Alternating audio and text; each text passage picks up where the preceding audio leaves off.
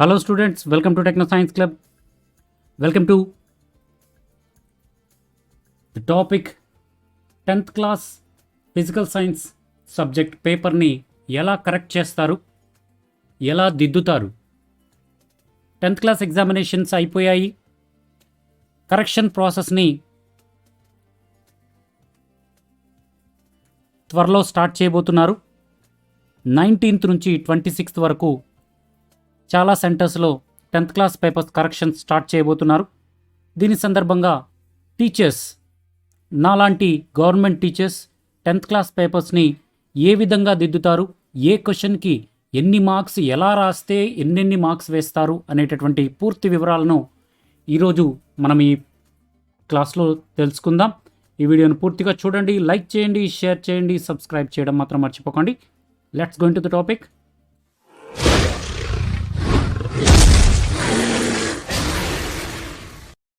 Welcome back friends, welcome back to techno science club. 10th class physical science పేపర్ని ఏ విధంగా correct చేస్తారు. Public examinations అయిపోయినటువంటి సందర్భంలో 10వ తరగతి 10th class examinations April 2023 general సైన్స్లో principles of valuation physical science and biological sciences question పేపర్ని ఏ విధంగా, ఏ క్వశ్చన్స్కి ఎలా మార్క్స్ వేస్తారు అనేది ఒకసారి గమనిద్దాం. ఇక్కడ మెయిన్ ఒక విషయం మీకు గమనించాలి. ఎక్సెస్ కనుక వేసినట్లయితే, ఎక్సెస్ క్వశ్చన్స్ కనుక మీరు రాసినట్లయితే, ఆ రాసినటువంటి ఎక్సెస్ క్వశ్చన్స్ని కూడా కరెక్ట్ చేయడం జరుగుతుంది.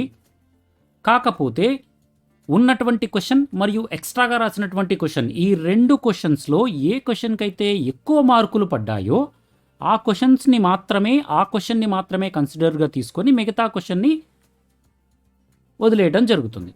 రెండు మీరు ఎక్స్ట్రా క్వశ్చన్స్ రాసే ఉంటారు కూడా చాలామంది. ఆ రెండు క్వశ్చన్స్లో ఏ క్వశ్చన్కి అయితే ఎక్కువ మార్కులు పడ్డాయో ఆ ఎక్కువ మార్కులు పడ్డటువంటి క్వశ్చన్నే కన్సిడర్లోకి తీసుకొని ఆ మార్క్స్ని మాత్రమే లెక్క పెట్టడం జరుగుతుంది అనేది మెయిన్ పాయింట్గా మనం చెప్పొచ్చు. సో ఈసారి ప్రిన్సిపల్స్ ఆఫ్ వాల్యుయేషన్ ప్రకారము జాగ్రత్తగా దిద్దుతారు. పైగా మీకు ఎలాంటి ఇబ్బంది లేకుండా మాలాంటి అసిస్టెంట్స్ ఎగ్జామినర్స్, చీఫ్ ఎగ్జామినర్స్ కింద ఉండేటటువంటి అసిస్టెంట్స్ ఎగ్జామినర్స్ పేపర్స్ని దిద్దుతారు.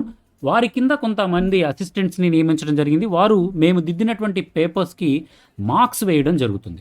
సో ఎక్కడ కూడా అంటే మేమే కరెక్ట్ చేసి మేమే మార్కులు పోస్ట్ చేయడం కాకుండా ఈసారి కరెక్ట్ చేయడానికి మేము మార్క్స్ పోస్ట్ చేయడానికి మా కింద అసిస్టెంట్స్ ఇచ్చారు కాబట్టి ఎలాంటి తప్పులు దొరికేటటువంటి పరిస్థితి లేదు. చక్కగా దిద్దుతారు.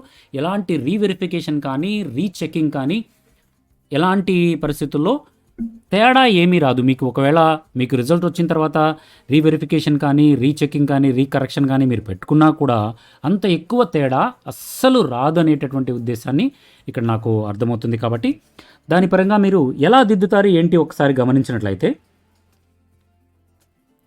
తప్పుగా ఆన్సర్స్ రాసినట్లయితే మీరు స్ట్రైక్ ఆఫ్ చేసి దానికి 0 పెట్టడం జరుగుతుంది. ఇవన్నీ కూడా మాకు ఇచ్చినటువంటి ఇన్స్ట్రక్షన్స్. క్వశ్చన్ నెంబర్ 1 గమనించినట్లయితే, వాట్ ఈస్ ద టెంపరేచర్ అనేటటువంటి క్వశ్చన్కి 1 మార్క్ కేటాయించారు. టెంపరేచర్ డెఫినిషన్ కనుక రాసినట్లయితే 1 మార్క్ డైరెక్ట్గా ఇవ్వడం జరుగుతుంది. అదేవిధంగా సెకండ్ క్వశ్చన్కి ఈ డయాగ్రామ్ని పూర్తి చేయమని అడగడం జరిగింది.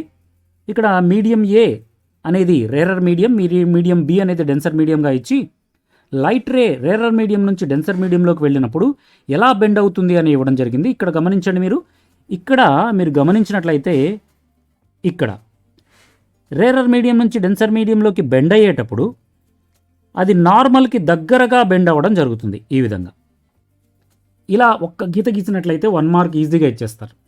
ఈ ఒక్కటే మీరు రాయాల్సినటువంటి క్వశ్చన్ పేపర్లో రాయాల్సింది. క్వశ్చన్ డయాగ్రామ్ మొత్తం ఇచ్చారు, డయాగ్రామ్ పూర్తి చేస్తారు. ఇది ఒక్కటి గీసి దానికి 1 మార్క్ ఈజీగా ఇచ్చేస్తారు, అసలు చూడరు. థర్డ్ క్వశ్చన్కి సెకండ్ ఆన్సర్ 2 మార్కులు దానికి సెకండ్ లేదా 2 అని వేసినా కూడా 1 మార్క్ ఇచ్చేస్తారు. 8 అని రాసినా లేదా 8 అంటే సెకండ్ గ్రూప్ ఎన్నో గ్రూప్లో అడిగాడు కదా, ఆ గ్రూప్ నెంబర్ వేసినా, అదేవిధంగా చివరి షెల్లో సోడియం నియాన్ యొక్క చివరి షెల్లో ఎన్ని ఎలక్ట్రాన్స్ ఉంటాయని ఇచ్చారు కదా, 8 ఎలక్ట్రాన్స్ ఉంటాయి, 1 మార్క్. అదేవిధంగా ఎలక్ట్రికల్ ఎనర్జీని మెకానికల్ ఎనర్జీగా మార్చేటటువంటి పరికరం ఏదని ఇచ్చారు, దానికి ఎలక్ట్రిక్ మోటార్ అనేటటువంటి సమాధానం రాసినా లేదా మోటార్ అని రాసినా సరే 1 మార్క్ని కేటాయించడం జరుగుతుంది. అదేవిధంగా రైల్వే టికెట్స్లో, అదేవిధంగా జాయింట్ క్రాక్ మిషన్స్ ఇలాంటి రకరకాలైన చోట్ల మనము బార్కోడ్ స్కానింగ్ కానీ ఇలాంటి టెక్నాలజీని యూజ్ చేస్తారు. దానికి ఈ రెండిట్లో ఏ ఒక్కటి రాసినా కూడా 1 మార్క్ ఇవ్వడం జరుగుతుంది. Any relative answer. అదేవిధంగా lens formula 1/f = 1/v - 1/u అనేది రాసి, f = ఫోకల్ లెంత్, u అనేది డిస్టెన్స్ ఆఫ్ ఆబ్జెక్ట్, v అనేది డిస్టెన్స్ ఆఫ్ ఇమేజ్ అని రాసినట్లయితే ఇక్కడ ఇది రాసినందుకు 1 మార్క్, వీటిలో ఉన్నటువంటి టర్మ్స్ని డిరైవ్ చేసినందుకు 1 మార్క్. ఇక్కడ 1 మార్క్ ఇస్తారు, ఇక్కడ 1 మార్క్ ఇస్తారు, మొత్తం 2 మార్క్స్. రెండిట్లో ఒక ఫార్ములా రాసినా 1 మార్క్ ఇస్తారు, ఫార్ములాలో డెరివేషన్ కూడా ఉన్నటువంటి టర్మ్స్ని రాసినా కూడా 1 మార్క్ ఇవ్వడం జరుగుతుంది. మొత్తం మీద 2 మార్క్స్ క్వశ్చన్ ఇది. అదేవిధంగా ఇన్వర్టెడ్ రే ఎలా ఉంటుంది, మనము సికి అవతల ఆబ్జెక్ట్ ఉన్నట్లయితే ఎలాంటి ఇమేజ్ ఏర్పడుతుంది అన్నారు. ఇన్వర్టెడ్ ఇమేజ్ మరియు రియల్ ఇమేజ్ ఏర్పడుతుంది, స్మాల్ ఇమేజ్ ఏర్పడుతుంది. ఇలా ఈ 3 రాసినట్లయితే, లేదా మూడిట్లో 1 రాసిన 1 మార్క్ ఇస్తారు, 3 రాసినట్లయితే 2 మార్కులు ఇవ్వడం జరుగుతుంది. రైట్, ఈ విధంగా ఇమేజ్ అనేది స్మాల్ ఇమేజ్ ఏర్పడుతుంది, ఇన్వర్టెడ్ ఇమేజ్ ఏర్పడుతుంది, in between the focal point and the centre of curvature అని రాసిన అది ఒక inverted image, real image, small and diminished image ఏర్పడుతుంది. రైట్, రిలవెంట్ ఆన్సర్ రాసినట్లయితే ఇచ్చేస్తారు. అదేవిధంగా సోడియం యొక్క అటామిక్ నంబర్ మరియు సోడియం ప్లస్ యొక్క అటామిక్ నంబర్ని గమనించి దేనికి అటామిక్ సైజ్ ఎక్కువ అంటే సోడియంకి అటామిక్ సైజ్ ఎక్కువ, ఎందుకంటే సోడియంలో 11 ఎలక్ట్రాన్లు ఉంటాయి కాబట్టి దానికి కూడా 1 మార్క్. అదేవిధంగా ఎందుకు Na+ అండ్ అయాన్ అంటే ఇక్కడ ఏమవుతుంది, ఒక ఎలక్ట్రాన్ని లాస్ అయ్యి పాజిటివ్లీ చార్జ్డ్ అయాన్గా మారుతుంది కాబట్టి Na+లో 10 ఎలక్ట్రాన్స్ మాత్రమే ఉంటాయి. Na+కి వచ్చేటప్పటికే 10 ఎలక్ట్రాన్స్ మాత్రమే ఉంటాయి, సోడియంకి వచ్చేటప్పటికే 11 ఎలక్ట్రాన్స్ ఉంటాయి. కాబట్టి 11 ఎలక్ట్రాన్స్ ఉన్నట్లయితే 1s2, 2s2, 2p6, 3s1 ఇది కూడా ఉంటుంది కదా, 3s1 కూడా ఉంటుంది కాబట్టి 3p6, 3s1 అంటే థర్డ్ షెల్ కూడా ఉంటుంది కాబట్టి పెద్దది ఏదయ్యా అంటే సోడియంగా మనం చెప్పడం జరుగుతుంది.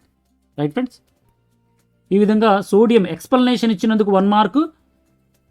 సోడియం పెద్దదా, Na+ అటామిక్ సైజ్ పెద్దదా అంటే సోడియం అటామిక్ సైజ్ పెద్దది అని రాస్తే 1 మార్క్, దాన్ని ఎక్స్ప్లెయిన్ చేస్తే 1 మార్క్ ఇవ్వడం జరుగుతుంది. రైట్, అదేవిధంగా 10th క్వశ్చన్ గమనించినట్లయితే మ్యాగ్నెటిక్ లైన్స్ గురించి కొన్ని క్వశ్చన్స్ రాయండి అన్నారు. మినిమం 2 క్వశ్చన్స్ అండి. ఎనీ 2 క్వశ్చన్స్ రాస్తే 2 మార్క్స్ ఇస్తారు, 1 క్వశ్చన్ రాస్తే 1 మార్క్ ఇస్తారు.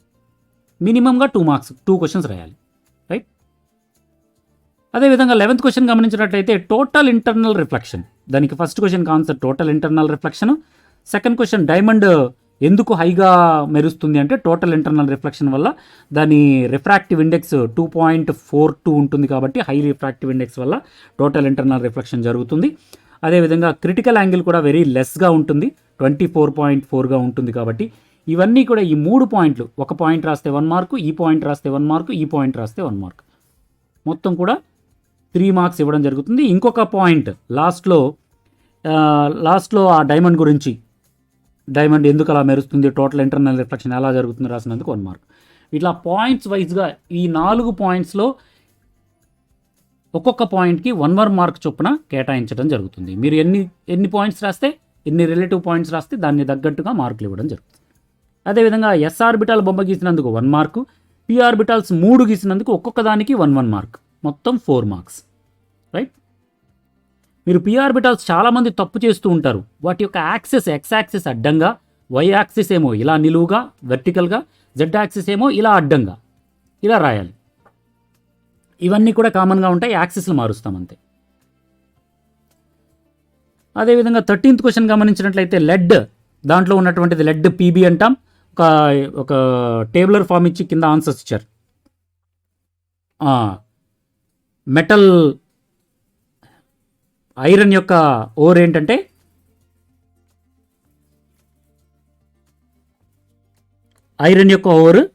Fe2O3 హెమటైట్గా ఇవ్వడం జరిగింది. అదేవిధంగా మ్యాగ్నసైట్, అదేవిధంగా ఎప్సమ్ సాల్ట్లో 7 వాటర్ మాలిక్యూల్స్ ఉంటాయని 7H2O అని రాసినా కూడా మార్క్స్ ఇస్తారు. సో ఒక్కొక్క దానికి మీరు ఎన్ని రాస్తే అన్ని మార్క్స్, ఒక్కొక్క మార్క్ 4 మార్క్స్ క్వశ్చన్. అదేవిధంగా 14th క్వశ్చన్ ఎవాపరేషన్, ఇది 8 మార్క్స్ క్వశ్చన్ అండి. మినిమంగా ఎవాపరేషన్లో ఒక 4 పాయింట్స్, ఎవాపరేషన్లో 4 పాయింట్స్, ఇది కూలింగ్ ప్రాసెస్ అని, సర్ఫేస్ ఫినామినా అని, evaporation definition, at any temperature ఎక్కడైనా జరుగుతుంది అనేటటువంటి పాయింట్, ఎట్ ఎనీ టెంపరేచర్ కనపడాలి, కూలింగ్ ప్రాసెస్ అనేది కనపడాలి, సర్ఫేస్ ఫినామినా అని కనపడాలి, ఎవాపరేషన్ డెఫినేషన్ ఇవ్వాలి. ఒక్కొక్క దానికి హాఫ్ మార్క్ చొప్పున. ఎవాపరేషన్కి 4 మార్క్స్ రాస్తే 2 మార్క్స్. అదేవిధంగా బాయిలింగ్కి ఒక 4 మార్క్స్ రాస్తారు. బాయిలింగ్ డెఫినేషన్ రాస్తారు. బాయిలింగ్ అనేది సమ్ పర్టికులర్ కాన్స్టెంట్ టెంపరేచర్ దగ్గర ఉంటుందని రాస్తారు 1 మార్క్. ఇది హీటింగ్ ప్రాసెస్ అని రాస్తారు. అదేవిధంగా బల్క్ ఫినామినా అని రాస్తారు. దీనికి రాసినందుకు ఒక్కొక్క దానికి ఒక్కొక్క పాయింట్కి హాఫ్ మార్క్ చొప్పున 2 మార్క్స్ ఇవ్వడం జరుగుతుంది. మొత్తం కూడా 2 మార్క్స్ కాదు, 4 మార్క్స్ ఇవ్వడం జరుగుతుంది. ఒక్కొక్క పాయింట్కి 1 మార్క్ చొప్పున, ఒక్కొక్క పాయింట్కి 1 మార్క్ చొప్పున అండి. 2 మార్క్స్ కాదు, 4 మార్క్స్. సో మొత్తం మీద 4 2s 8 మార్క్స్ ఇవ్వడం జరుగుతుంది. ఎవాపరేషన్ గురించి 4 మార్క్స్ రాస్తే, 4 పాయింట్స్ రాస్తే 4 మార్క్స్. అదేవిధంగా బాయిలింగ్ గురించి 4 మార్క్స్ రాస్తే 4 మార్క్స్, లేదా బాక్స్ కొట్టి అలా రాసినా కూడా 8 మార్క్స్ ఇవ్వడం జరుగుతుంది. అదేవిధంగా షార్ట్ సైట్నెస్, మయోఫియా గురించి, అదేవిధంగా ఇమేజ్ ఫార్మేషన్, మయోఫియాలో ఏ విధంగా ఫామ్ అవుతుంది దాని గురించినటువంటి వివరాలు మొత్తం కూడా, దాని డయాగ్రామ్ వేసినందుకు కూడా 2 మార్క్స్ ఇవ్వడం జరుగుతుంది. 1 మార్క్ ఇవ్వడం జరుగుతుంది డయాగ్రామ్కి. సో డయాగ్రామ్ 1 మార్కు, వివరణకి 3 మార్క్స్ చొప్పున, డయాగ్రామ్కి 2 మార్క్స్, వివరణకి 6 మార్క్స్ చొప్పున మొత్తం 8 మార్క్స్ ఇవ్వడం జరుగుతుంది. అదేవిధంగా నైట్రోజన్లో ట్రిపుల్ బాండ్ ఏ విధంగా ఏర్పడుతుంది, అటామిక్ నెంబర్ రాసినందుకు 1 మార్క్. ఎలక్ట్రానిక్ కాన్ఫిగరేషను, ఈ పీ ఆర్బిటాల్లో ఏముంటుంది, ఎలా పీఎక్స్, పీవై, పీజెడ్లు ఏ విధంగా పాల్గొంటాయి, వీటన్నిటికి విడివిడిగా మార్క్స్ కేటాయించడం జరిగింది. డయాగ్రామ్కి కూడా 2 మార్క్స్ ఇవ్వడం జరిగింది. మొత్తం కూడా 8 మార్క్స్కి ఇవ్వడం జరిగింది. మీరు రాసిన దాన్ని బట్టి పాయింట్స్ వైజ్గా ఎన్నెన్ని మార్క్స్ వేయాలి అనేది మాకు ఇన్స్ట్రక్షన్ ఉంటుంది. అది మీకు చెప్తున్నాం. మీరు ఎన్నెన్ని రాశారు ఏంటి అనేది మీరు ఎజ్యూమ్ చేసుకొని మీకు ఎన్ని మార్కులు వస్తాయో మీరు ఊహించుకోండి. ఓకేనా.